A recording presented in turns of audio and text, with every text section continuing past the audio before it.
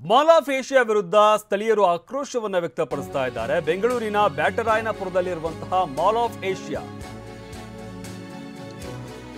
ಈ ಒಂದು ಮಾಲ್ನ ವಿರುದ್ಧ ಸಾರ್ವಜನಿಕರು ಆಕ್ರೋಶವನ್ನು ವ್ಯಕ್ತಪಡಿಸ್ತಾ ಇದ್ದಾರೆ. ಮಾಲ್ ಆಫ್ ಏಷ್ಯಾ ಸಿಬ್ಬಂದಿಗೆ ಸ್ಥಳೀಯರು ತರಾಟೆಗೆ ತೆಗೆದುಕೊಂಡಿದ್ದಾರೆ.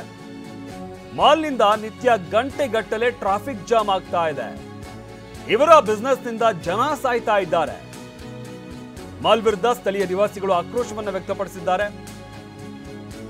ಆಸ್ಪತ್ರೆಗೆ ಬಂದಿದ್ವಿ, ಟ್ರಾಫಿಕ್ನಿಂದ ನರಕ ಅನುಭವಿಸ್ತಾ ಇದ್ದೀವಿ ಅಂತ ಸ್ಥಳೀಯರು ಆಕ್ರೋಶವನ್ನು ವ್ಯಕ್ತಪಡಿಸಿದ್ದಾರೆ. ಸರಿಯಾದ ಪ್ಲಾನ್ ಇಲ್ಲದೆ ನಿರ್ಮಾಣ ಮಾಡಿದ್ದಾರೆ. ಟ್ರಾಫಿಕ್ ಸರಿಯಾದಂಥ ಪಾರ್ಕಿಂಗ್ ವ್ಯವಸ್ಥೆ ಇಲ್ಲ. ನಮಗೆ ಹೀಗಾದ್ರೆ ರೋಗಿಗಳು ಹಾಗೆ ಗರ್ಭಿಣಿಯರ ಪಾಡೇನು, ಏನಾದರೂ ಎಮರ್ಜೆನ್ಸಿ ಇದ್ರೆ ಅವರ ಕತೆ ಏನು ಅಂತ ಸ್ಥಳೀಯರು ಆಕ್ರೋಶವನ್ನು ವ್ಯಕ್ತಪಡಿಸಿದ್ದಾರೆ.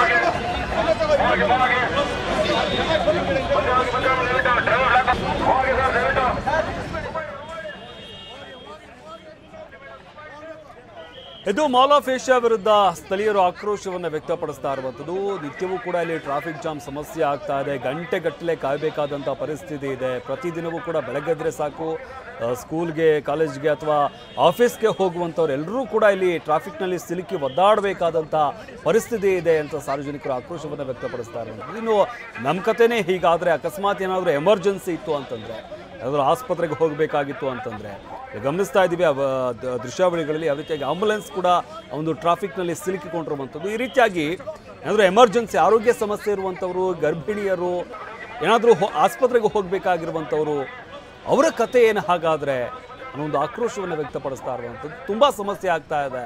ಈ ಮಾಲ್ ಆಫ್ ಏಷ್ಯಾದಿಂದ ಸರಿಯಾಗಿ ಪಾರ್ಕಿಂಗ್ ವ್ಯವಸ್ಥೆ ಮಾಡಿಲ್ಲ. ಇಲ್ಲಿ ಪ್ರತಿದಿನವೂ ಕೂಡ 200 ರೂಪಾಯಿ ಹಣ ಕೂಡ ವಸೂಲಿ ಮಾಡ್ತಾ ಇದ್ದಾರೆ ಪಾರ್ಕಿಂಗಿಗೆ. ಈ ರೀತಿಯಾದಂಥ ಆರೋಪವನ್ನು ಸ್ಥಳೀಯರು ಮಾಡ್ತಾ ಇದ್ದಾರೆ.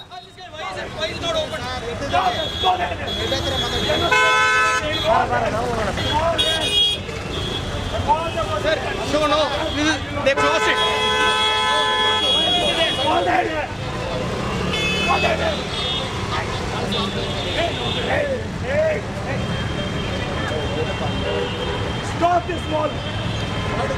Stop this wall!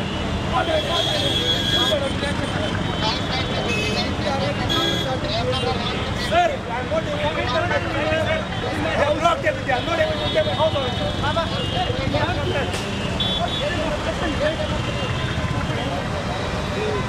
You call the head here. Call the head here. Call the head here. Call the head here. Sir, I'm suffering from last 3 days. What is it, okay? Yes, sir, my vehicle is not there, sir. I'm not able to get my Friday off. What's the point of opening small? So whom they are opening the mall? They should organize things first. Why they are opening the mall? It's illegal. Sir, after 1 hour I think just opening the mall. Hello. Public in the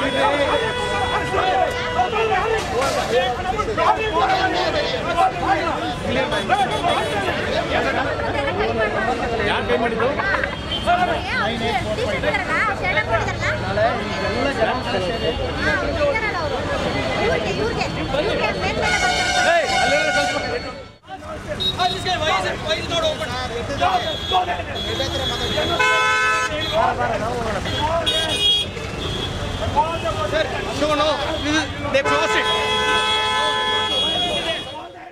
ಇದೇ ವಿಚಾರಕ್ಕೆ ಸಂಬಂಧಪಟ್ಟಂತೆ ನಮ್ಮ ಪ್ರತಿನಿಧಿ ಶಿವರಾಜ್ ಕುಮಾರ್ ಅಲ್ಲಿಂದ ಪ್ರತ್ಯಕ್ಷ ವರದಿಯನ್ನ ಕೊಟ್ಟಿದ್ದಾರೆ. ನೋಡೋಣ ಬನ್ನಿ.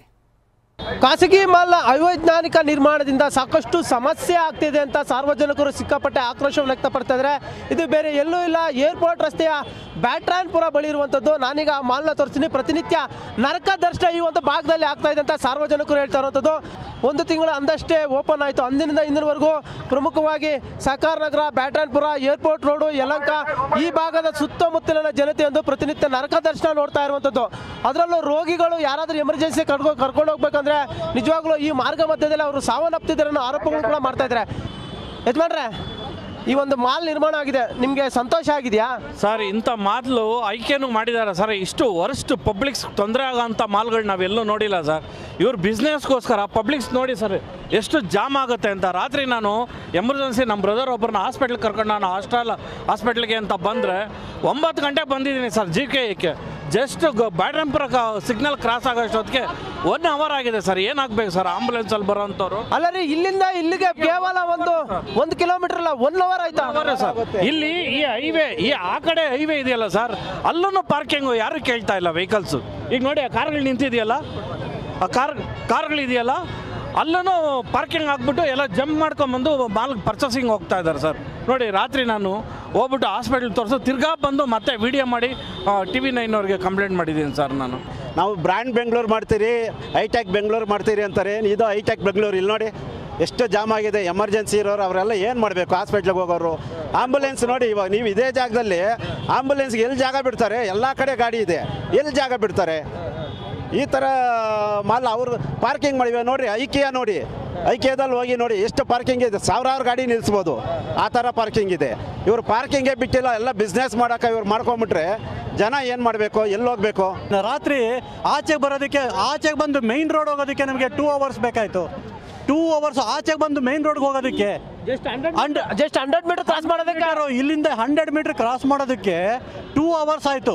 ಅಲ್ಲ, ಆಲ್ರೆಡಿ ಖಾಲಿ ಹೊಡಿತದೆ, ಎಲ್ಲ ಬಂದು ಇಲ್ಲಿ ಬರೋಕ್ಕೆ ಶುರು ಆಗಿಬಿಟ್ಟಿದ್ದಾರೆ. ಅಂದರೆ ಬಿಕಾಸ್ ಆಫ್ ದಿಸ್ ಟ್ರಾಫಿಕ್ಕಿಂದ ಏನಾಗಿದೆ ಅಂದರೆ ಜನಗಳಿಗೆ ಎಷ್ಟೊಂದು ಪ್ರಾಬ್ಲಮ್ ಶುರುವಾಗಿದೆ. ಅಂದರೆ ಸ್ವಲ್ಪ ಅವರು ಇದಕ್ಕೆ ಪ್ರಿಕಾಷನ್ ತಗೊಳ್ಬೇಕು. ಕ್ಯಾಮ್ರಾ ಪರ್ಸನ್ ಮುತ್ತುರಾಜ್ ಜೊತೆ ಶಿವರಾಜ್ ಕುಮಾರ್, TV9 ಬೆಂಗಳೂರು.